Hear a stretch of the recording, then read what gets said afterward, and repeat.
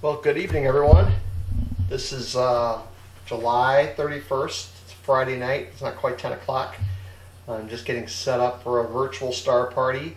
And at this hour, it's early, and we're kind of near the end of Comet Neowise, so that's where we'll start. Let me minimize this. And I got the scope set up, and I managed to capture Neowise. And here we have it. Pretty nice. The camera on the C14 is capturing an exposure every 2 seconds. And so here it is, Comet Neowise. And if you look carefully, I'll move my cursor up here, you might see a galaxy over here. That is a very far away galaxy. I don't have a whole lot of detail on it, but I know that it's a magnitude 17 galaxy, so it's pretty far away. If you look carefully at Neowise, you might see that we have a little bit of a tail coming off here and here, but it is moving away.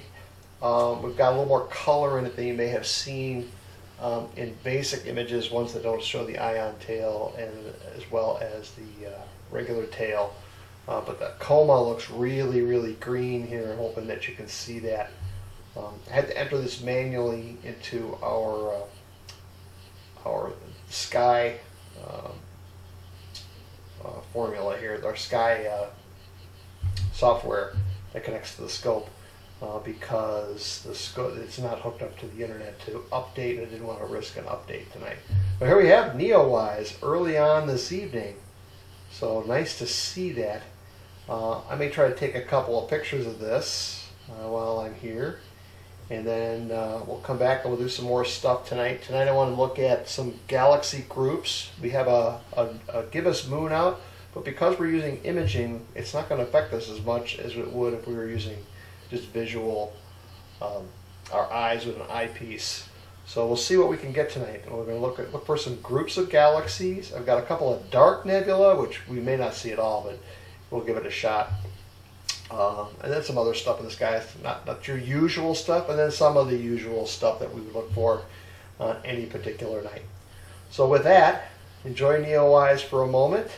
What I may do is paste an image of what I get if I capture some images of that after this. So with that, I'll be back in a little bit.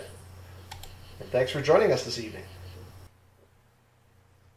So here's an image that I was able to get combining 10 30-second images that I took that evening. I paste it right here for your perusal. We do get a little bit of tail on that comet.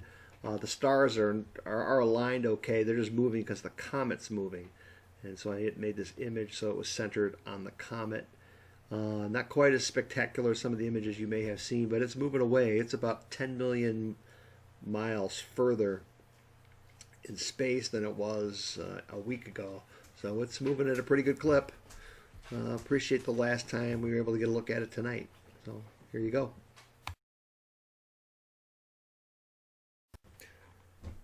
So here's our observing list for tonight. As you can see, we've got quite a variety. We'll start out with the globular cluster. We've got a couple of planetary nebula in there. So an open cluster, actually a couple of open clusters. We'll try for a couple of dark nebula, and then a bunch of galaxies. And most of the galaxies we're looking at are groups of galaxies. I thought that would be a good theme, is to try to go for some groups of galaxies. It's always cool to see more than one thing in the field at the same time. And galaxies are always cool to look at and contemplate their distances from us and from each other. So take a look at our list. That's what we'll start with tonight. Of course, we had a surprise having Neowise pretty available to us right out of the box. So that was a nice start to our evening. And here we go.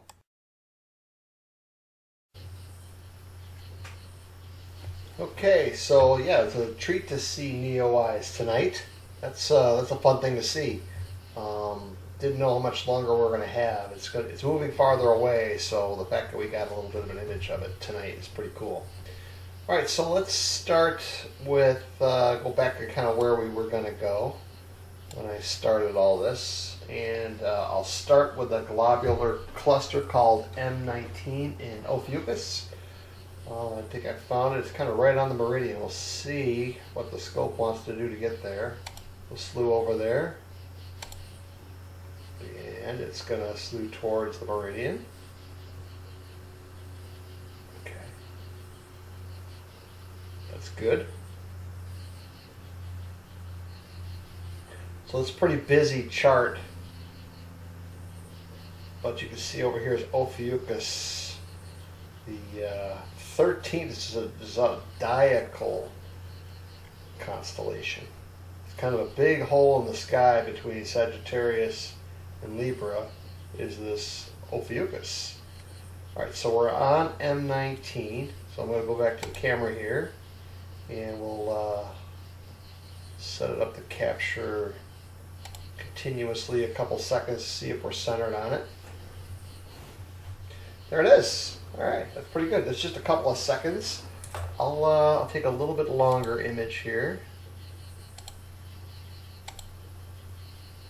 We'll take a 30-second image of it.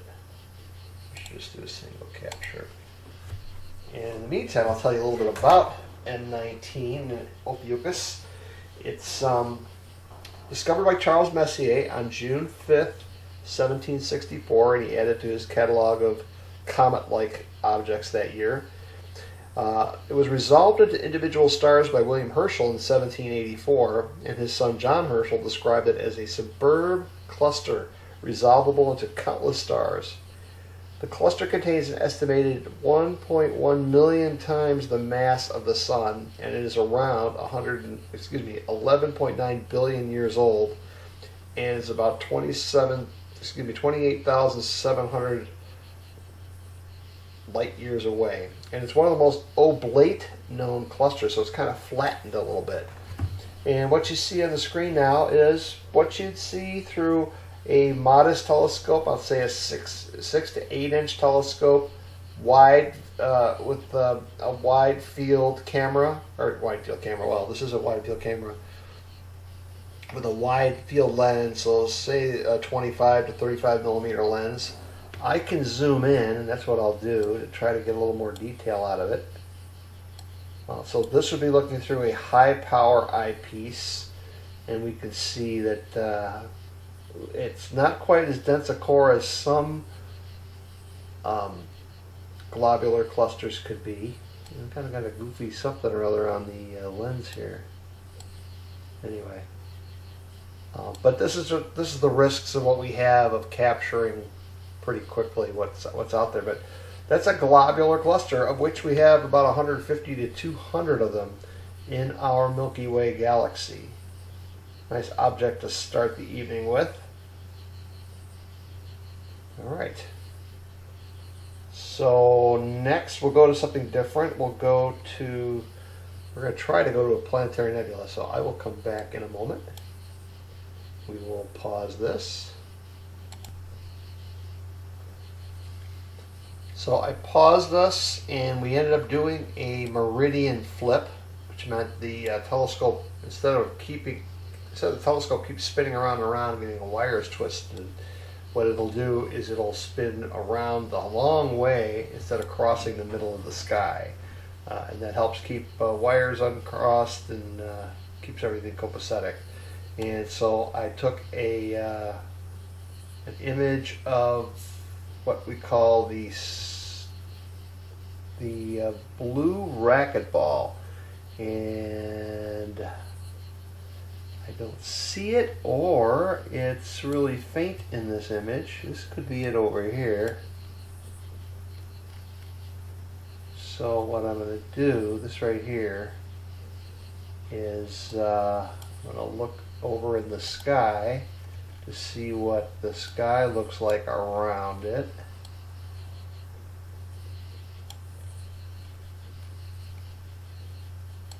Oh, they call it the Emerald Nebula on this one. So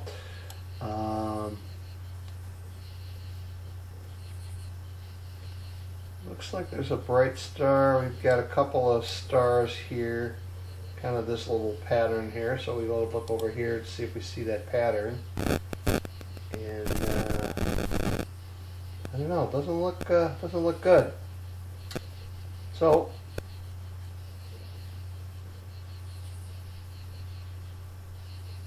we'll do is we'll go to a nearby star to see if we are where we are. So I will pause you, and I'll be back in a moment when I figure out what's going on.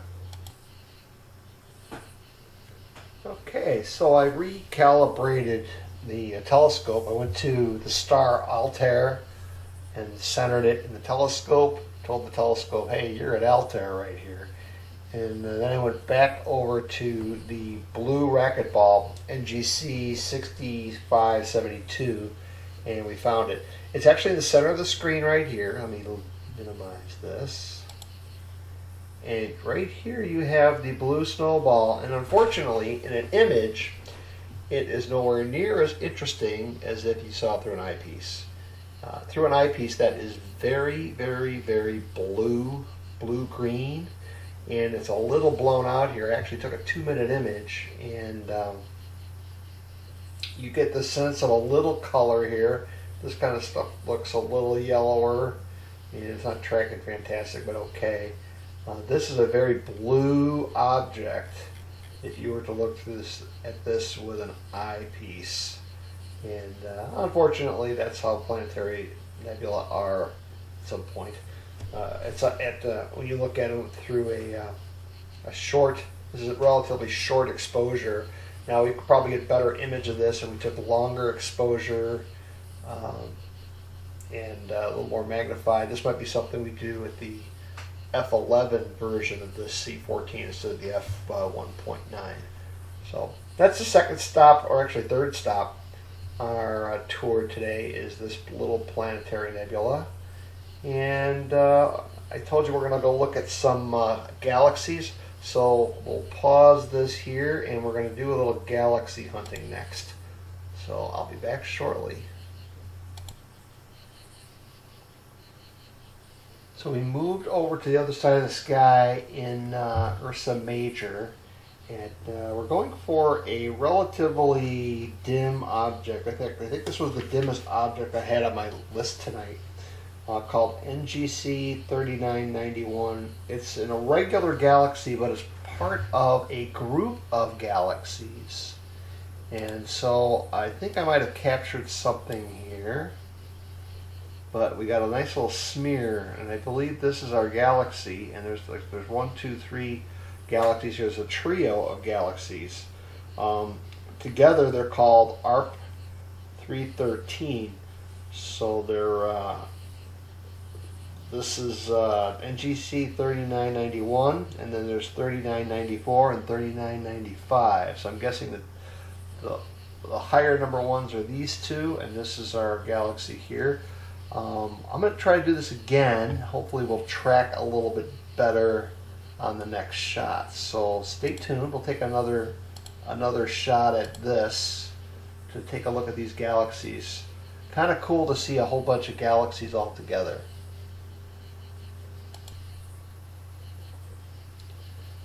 So we're back. Wanted to show you what I found here. So here's those 3 galaxies again. And when I check with my sky software, I'll pull them up. So there's 1, 2, 3. This is the irregular galaxy we were looking for.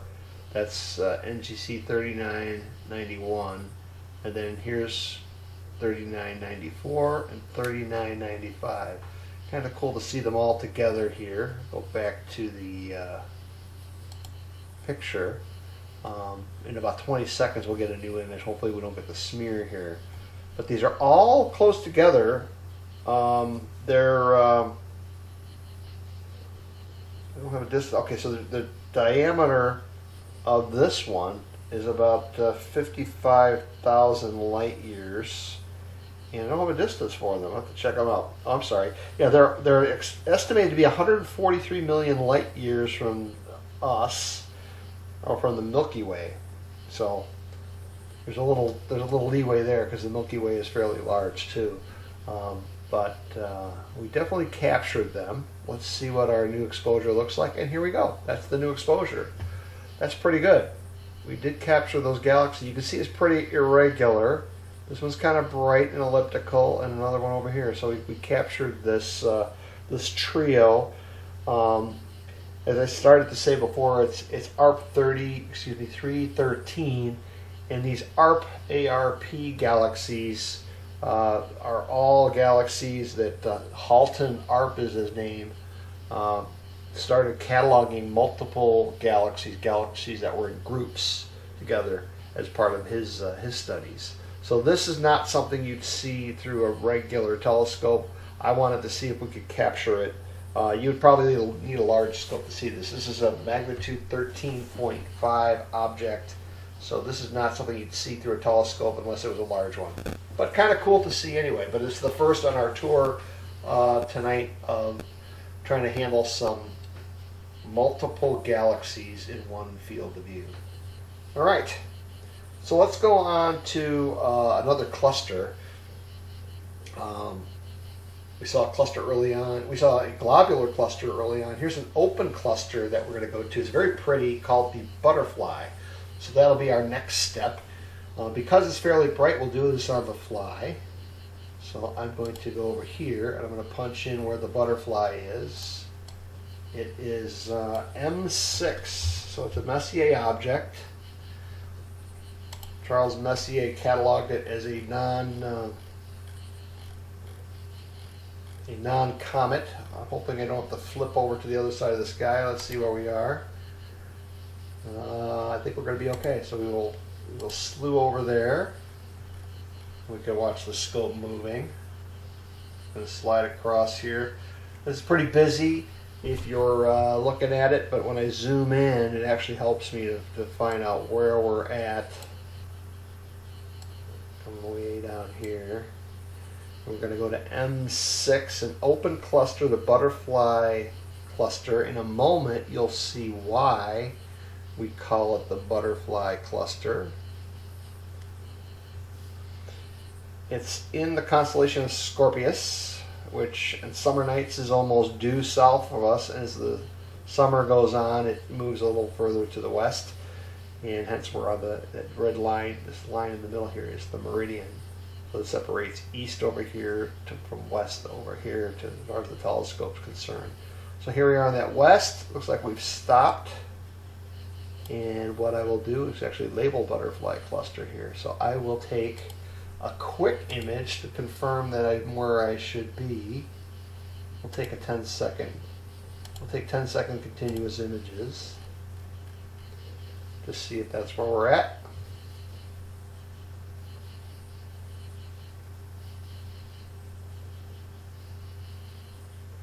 Okay, and that's it. Okay. All right, so that's where we're going to be. You can kind of see that there's like a wing here, then a wing over here, a butterfly. I'm going to center this a little better. So I'll go to my telescope tab, and I'll pull this up over here. And oh, I didn't want to do that. Okay. And we're going to move the scope a little that way.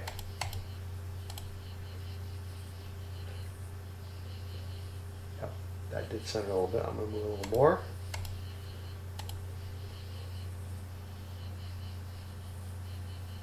And we're going to get another image like, oh, wrong way, I guess. Okay, we'll try that the other way. We're going to go this way. 1, 2, 3, 4, 5. Okay.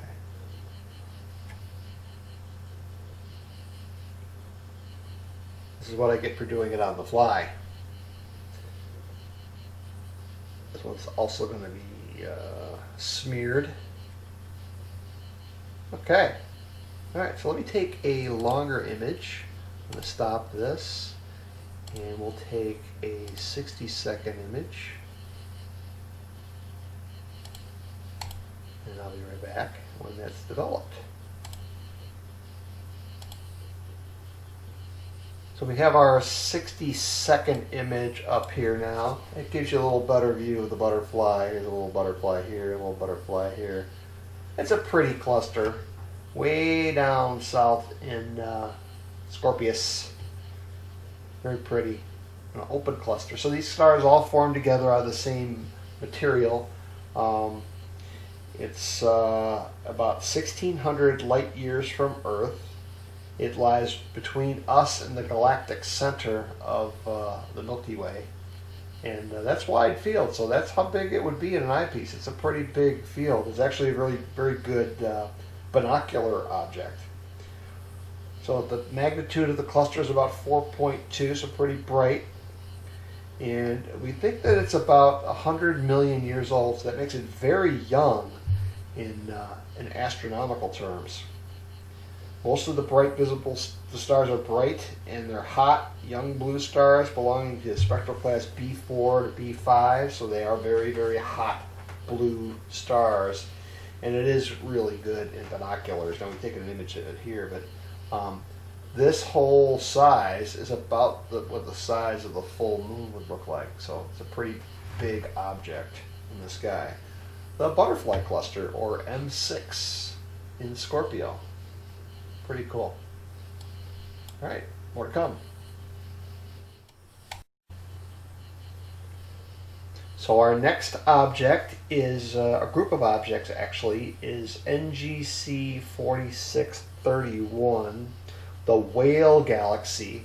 And there's actually two large galaxies in this group. You see two large ones and two small, like satellite galaxies to the two large ones. And the Whale Galaxy, like it sounds, kind of looks like a whale with its tail pumping down or up, depending what way you're looking. So you can watch me slew over there, going right past the bright star Arcturus, over to a place called Canis Venetaci. Kind of low in the sky. I'm hoping that we can track okay, being that low in the sky. So I will start an image, and I'll take a 2-minute image and one image, and I'll be back with it in a minute. For you, it'll take no time. Okay, and in no time at all, we have the Whale Galaxy. So this is kind of cool. Here it is right here, kind of shaped like a whale, and you can see it as a companion over here. So the Whale Galaxy is NGC 4631. It's a barred spiral in Canis Venetaci, and its slightly distorted wedge shape gives it the appearance of like a herring or a whale. Sometimes it's even called the Herring Galaxy. It's about 30 million light years away with a magnitude of 9.8, so readily visible in about an 8-inch telescope. With the size of this, you can actually see this pretty well. I mean, I'm zooming in, but and I hope you can actually see that there's some dark lane stuff here and some modeling in the whale. That would be probably not as visible through that, unless it's through a bigger scope. So we can see it because we have a nice big scope taking an image of it. And I'm hoping that you might have noticed something over here. This is NGC, 4656, and it has a small companion as well, right over here, almost in front of it, called NGC 4657. They're mag 9.5 and 12.4, and pretty cool that these are all right there. These galaxies are about 31 to 27 million light years away, and these are very similarly about 28 million light years away. So they're probably interacting with each other. But one of our goals tonight was to try to see galaxies interacting galaxies in the same field of view. So here's a couple that are probably interacting. And low in the sky tonight in the west right now at about a little after 11 o'clock. Kind of cool. Kind of cool. All right. Let's see where we're headed next. We're going to head up to a beautiful spiral. I don't think this has any galaxies next door. It just happens to be a beautiful spiral. We'll go off the galaxy path of multiple galaxies to one that's really pretty. So we'll be back in a minute as I slew over to that galaxy.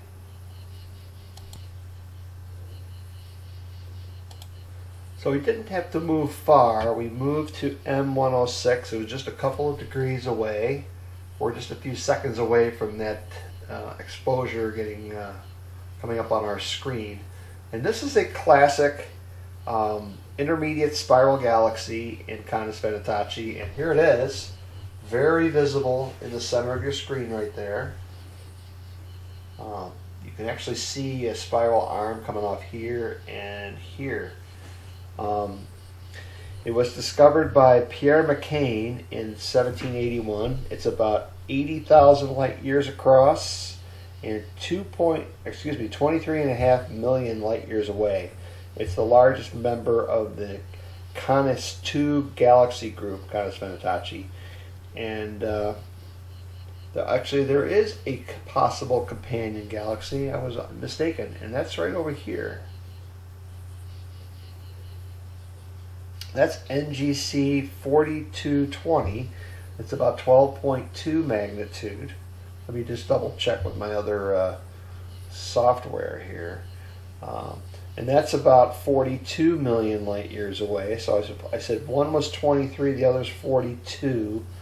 So they're about 20 million light years apart. So who knows if they're actually interacting or not. They happen to be in the same field of view, though.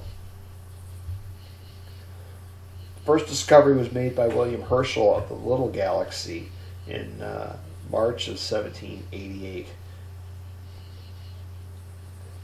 This is a barred spiral galaxy. So you can see that there's a bar in here. Let me zoom in. Oh, is that pretty? You can actually see a nice little dust cloud in there. You can see the arms coming out. And there's a bar going across there. There's some famous deep sky images of this. This might be one that's worth taking an image of. It looks like a very pretty galaxy. There's a companion out here. And I'm curious what this one is out here. This looks like an edge-on galaxy. There might even be another one right here. But this looks like an edge-on galaxy, so I'm going to use the software to figure out what that looks like, what that is. So we'll zoom in here. This is one of the fun things you can do when observing, is to find out, look at what you're looking at. And when you zoom in, oh my goodness, there's all kinds of galaxies here. So here is our galaxy and its little neighbor. And there seems to be something here. Let me see if that's what we're looking at. We're kind of looking at it upside down. So we have our galaxy, and then this guy, and then this guy over here. Let's just see what we're looking at. So this guy, and yeah. So this is NGC 4217. And I'm trying to see if I can get any more information on that. So I will look it up real quick here while I'm here. NGC 4217.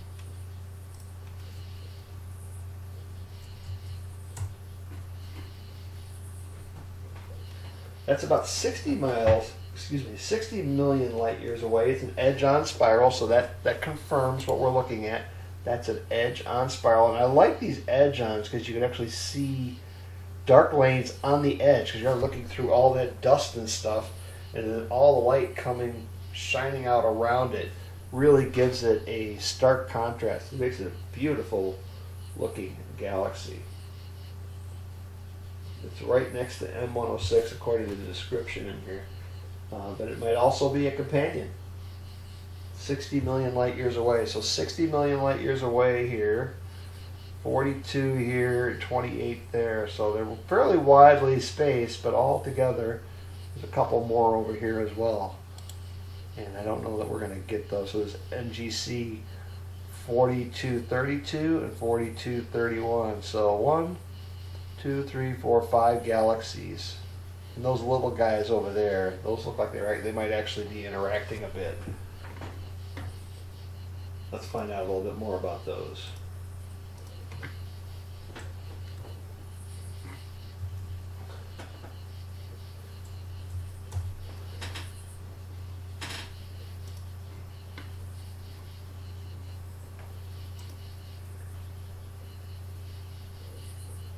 Yeah, so they're those are pretty far away. Those two galaxies are over 330 million light years away. They're very far. These two guys in our map are these two guys here.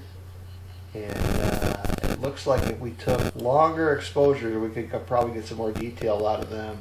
I'm sure there's a nice Hubble image of those. So 1, 2, 3, 4, 5 galaxies, maybe even 6, in that image.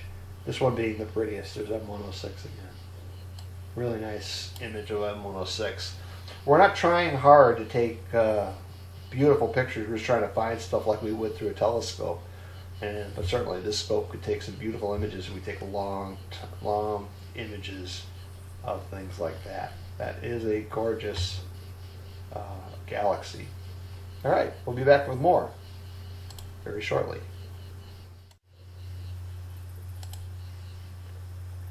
All right, so we've moved on to the next object here. This is still in Canis Venatici, and I was pronouncing it wrong. It's Canis Venatici, not Venatacci. In Latin, it translates from big dogs. So, the big dogs is where we're at right now. These are the hunting dogs of Botes the Hunter. And we're going to go from M106 is what you see right here now, and we're going to go to M94, fairly close by, but another interesting galaxy. This is not one that has satellites as much as the other ones we've been looking at tonight. But it's interesting in that it has almost two different rings around it. So here we are. This is M109. This is a 2-minute image, and you can see a really bright core here. You can probably see a little shadow of a ring out here as well. I'll kind of zoom in a little bit. This is discovered by Pierre McCain in 1781 and cataloged in Messier's catalog. Some have characterized it as a barred spiral, but it really seems to be more of an oval. So there's some argument as to what it could be. But it has 2 ring structures. It contains both an inner ring with a diameter of about 5,400 light years. That's this one. That's this here. And an outer ring of about 45,000 light years. That's out here.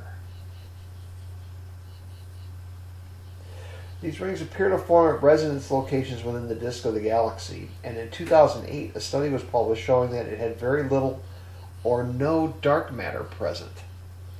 So the study was analyzed the rotation curves of the galaxy stars and the density of the hydrogen gas, and found that ordinary luminous matter appeared to account for all of the galaxy's mass. The result was unusual and somewhat controversial, as current models do not indicate how a galaxy could form without a dark matter halo, or how a galaxy could lose its dark matter. I'm going to futz with this a little bit and try to zoom in on getting more detail of that ring.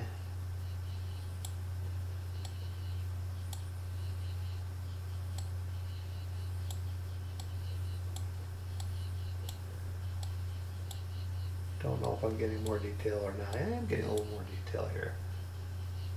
Maybe that's a little too much.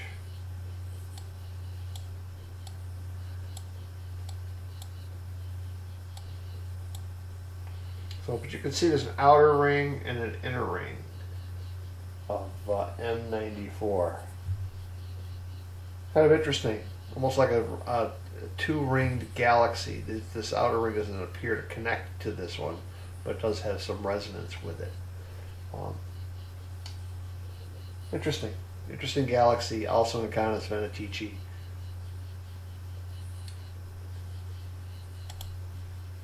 Oh, so here, reset it, it made it worse.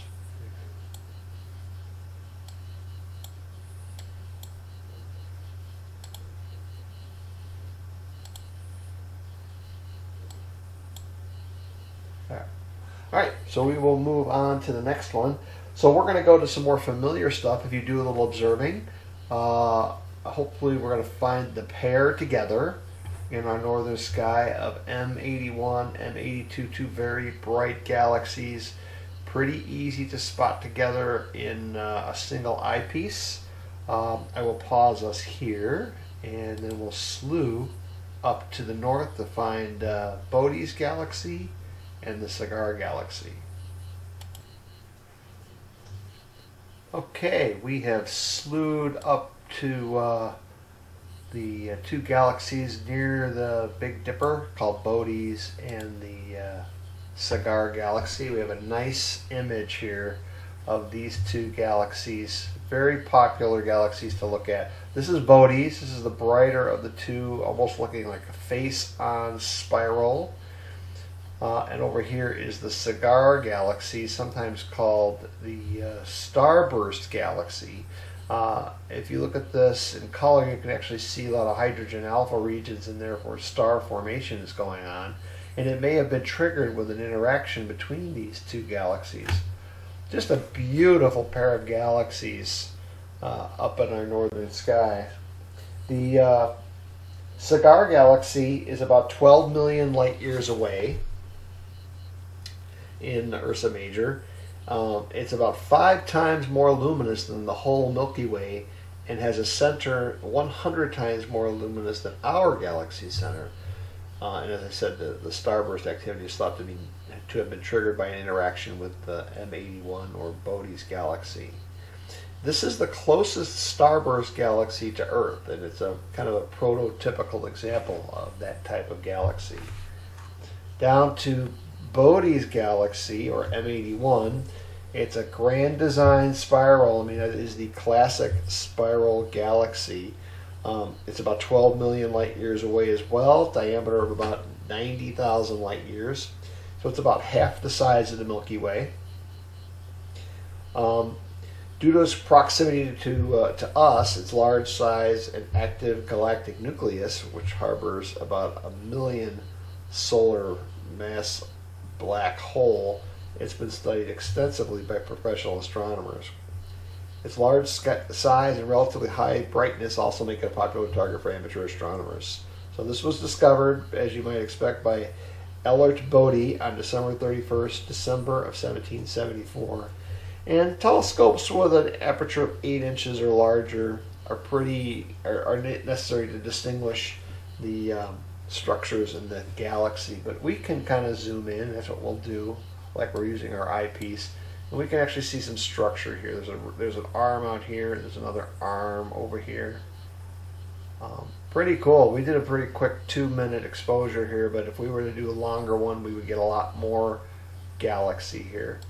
We move up to the starburst, you can actually see some color in here, red areas where the star formation areas are. You can actually see dust lane coming through here. And that's stuff that you could actually see on longer exposures. But through an eyepiece, it would look a lot like this. You would not see the color in them. They're very bright. A wide field eyepiece would capture both of these in them as well. It's a beautiful, beautiful sight, one that I try to look for anytime I go out and view.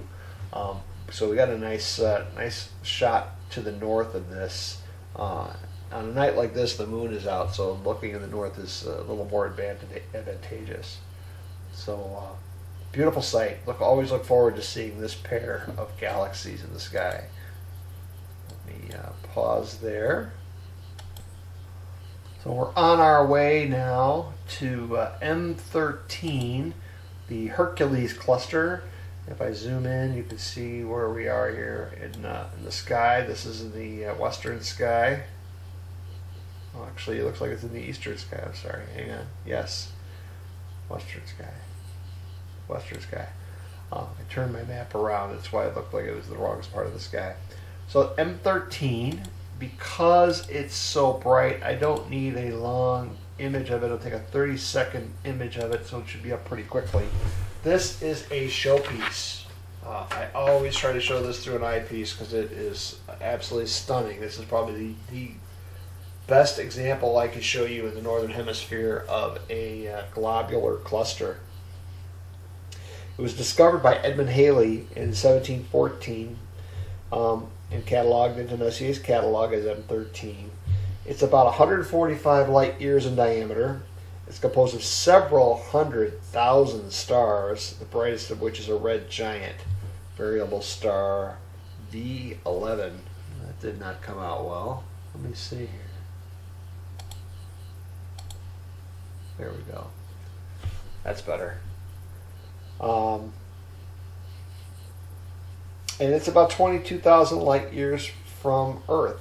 And individual stars were actually first cataloged in here in 1779.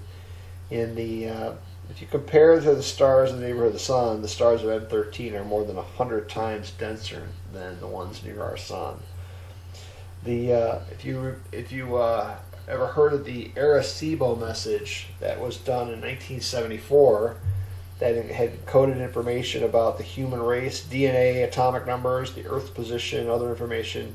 It was beamed from the Arecibo Observatory, the radio telescope, towards M13 as an experiment in contacting potential extraterrestrial intelligence or civilizations in the cluster.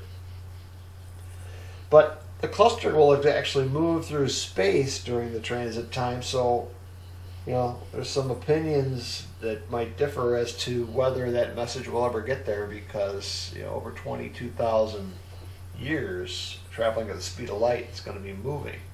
So we may have just shot right past it, across the bow, or maybe behind the ship as it moved across the sky. But this is a beautiful thing to look at. It actually looks three-dimensional. If I can zoom in a little bit, you can actually see stars on the outside, stars on the inside. There are very specific things to look for in here. This is not a high-resolution image. You can actually see a little shadow of an area. It looks like a propeller in here, but you can't see it in this image. Looks like there's a little galaxy up here as well. I don't think I've captured that before on an image. Let's see what that is. If I zoom into M13, what is that little galaxy right next door to it? It would appear that is NGC 6207. Pretty little galaxy right there. So let me see. That is trying to see the magnitude of that galaxy. It's a star.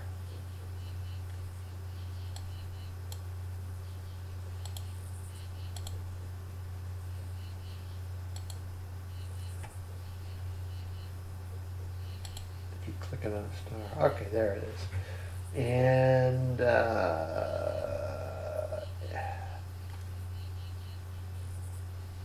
don't have I can't give you a brightness on it, but we could definitely pick it out in our picture.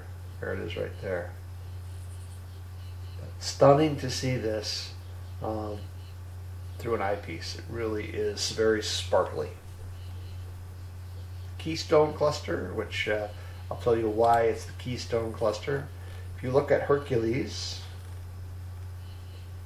the constellation of Hercules, and I don't have the constellations outlined here, it's shaped like a keystone. All right, on to the next object. Into Cassiopeia, to a object called NGC 457, or the ET cluster. And before ET was around, it was actually known as the Owl cluster. There's a couple of very bright stars in the center of it. We're just moments away from it. So here it is. You see an eye here, an eye here. His bodies here. Here's a foot, and here's a foot. Here's an arm that comes out here, and an arm that comes out here. This is very pretty in an eyepiece. These are very brilliant stars. One's kind of reddish, one's kind of whitish. Of our buddy E.T., the extraterrestrial. It's an open cluster, so these stars formed fairly close together. Sits kind of on the lazy side of the W of Cassiopeia, the ET cluster. Very pretty. Even catch this in binoculars. This is a nice view of a nice star cluster.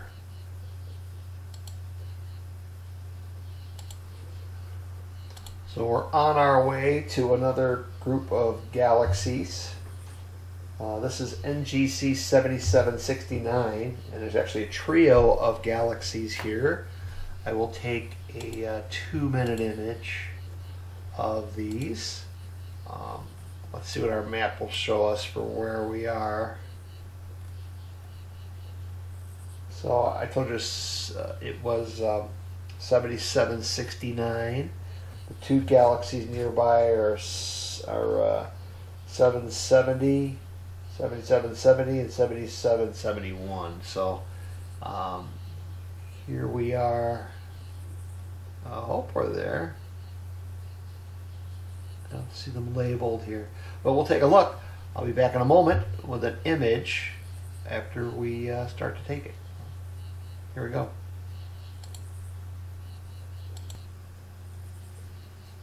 Okay, we are seconds away from getting the exposure. So let me pull up the exposure of, there's supposed to be 3 galaxies here. Now, they look pretty faint. This is NGC 7769. It's the brightest and westernmost member of a nice trio. It's got a magnitude 11.7, so it's fairly dim, but it's got a bright halo around it. It's about 200 million light years away. 7771 appears about 5 arc minutes to the east-southeast. It's a little fainter. It's at 12.9 magnitude, and it's about 210 million light years away.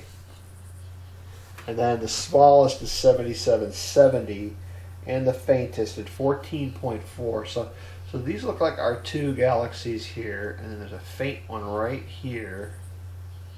That's 7770. These are all spirals. Now, that's not bad for an eyepiece view to see those. I'm going to zoom in, and we can see them a little bit better. 3 galaxies all kind of interacting there, all pretty far away, over 200 million light years away. And that would be the last of our galaxy groups tonight. We did a nice job tracking with those, so kind of cool to see those up. These are in Pegasus, pretty high in the sky at this point for us, so it worked out well to grab those. So let me just look at Pegasus here. There we are. There's where we are. Kind of the big. I put the finally got the outlines of the constellations up there. So it's the Great Square of Pegasus, and these happen to sit right inside there. Very nice. All right, I got one more place to go, possibly 2, but certainly one more to go. We're going to go take a look at the Cat's Eye Nebula. Now, we've been a little disappointed with some of the planetary nebula we looked at before. This is another planetary nebula. This is pretty through an eyepiece. I'm hoping we can actually see some color in this one, and maybe a little form as well. This is the Cat's Eye. Let's see where she's at. That's got to cross the meridian, so I'll probably be back. We'll see which direction the scope wants to go, and I'll be back in a few minutes. Oh, no, we're going to swing across the north. You can see it swinging. When we go to the north, it likes to swing across the meridian, but when we swing to the south, it does not like to swing across the meridian. So here we are heading to the Cat's Eye Nebula. And then we will take a 2-minute image once we get there. And then what I'll do is we'll get back, we'll get the image, and I'll talk to you a little bit more about that image. So here we capture it, and we'll be back. So we're about 4 or 5 seconds away from capturing the Cat's Eye Nebula up in Draco. And here she is. That's a planetary nebula. Discovered by William Herschel in February of 1786. This is it right here. And it would appear much bluer in an eyepiece. Did not get a really good image of it, unfortunately. A little galaxy over there, it looks like. This was a pretty important planetary nebula. It's the first one whose spectrum was investigated by the English astronomer William Huggins. His observations revealed that the spectrum was not continuous, like stars have a continuous spectrum. This was not, and it demonstrated that aside from the few bright emission lines, that it was not continuous, and it demonstrated that planetary nebulae were gaseous and not stellar in nature. So this was something completely new at the time. Structurally, the object has had high-resolution images by the Hubble Space Telescope, revealing knots and jets and bubbles and very complex arcs. And it's all illuminated by the hot central white dwarf. This type of nebula is difficult to measure. Using measurements of angular expansion, we get estimates of about 3,300 light years away. And it's a young planetary nebula. Estimated age of about 1,000 to plus or minus 250 years old. So anywhere from 750 to 1,250 years old. A very young planetary nebula. So this through an eyepiece is much bluer, blue-greener, more on the green side. But this picture does not give it justice. So when you come back another day, we'll try this with a native F11. I bet we get a lot more detail on there. So, getting late. This is possibly our last one for the evening. Hopefully you enjoyed what we did here. We tried to mix it up a little bit by putting some galaxies in there. Thanks for coming tonight, and hope to see you again soon.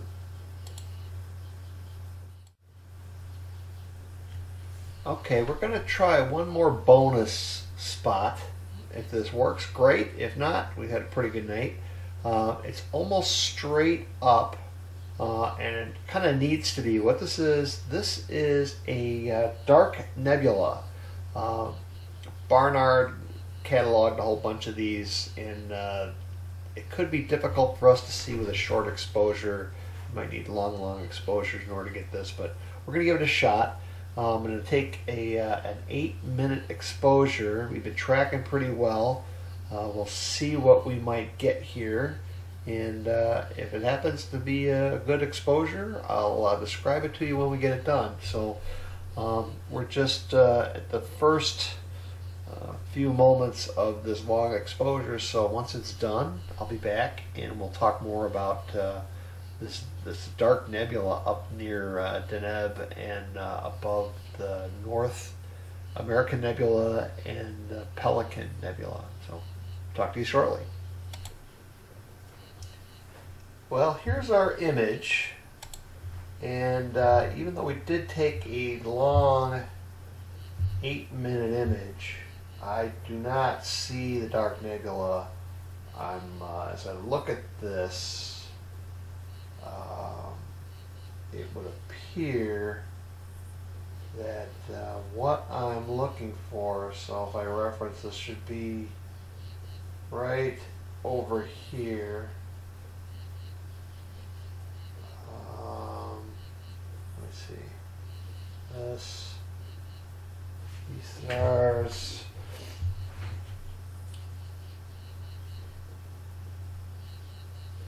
Yeah, it is. There's supposed to be some dark lanes in here, but I really don't see them. Don't see them. I guess I could play with this. Let's see if I can get a little darker.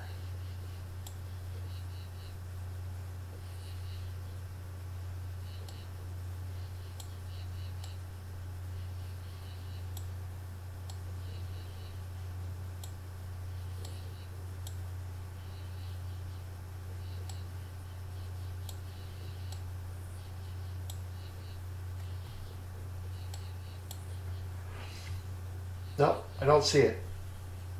I don't see it. There's some dark stuff here, but that's not what I was looking for. There's something else that's supposed to be over here, almost shaped like a chicken foot, but we don't see it. Oh well, it's worth a shot. So here's an image of what we were going to try to capture. This is LDN 9881. There's actually a couple in here. You can kind of see there's like a chicken foot sort of thing, and at the end of it was a star, and you could tell by what we're looking at that there was a bit of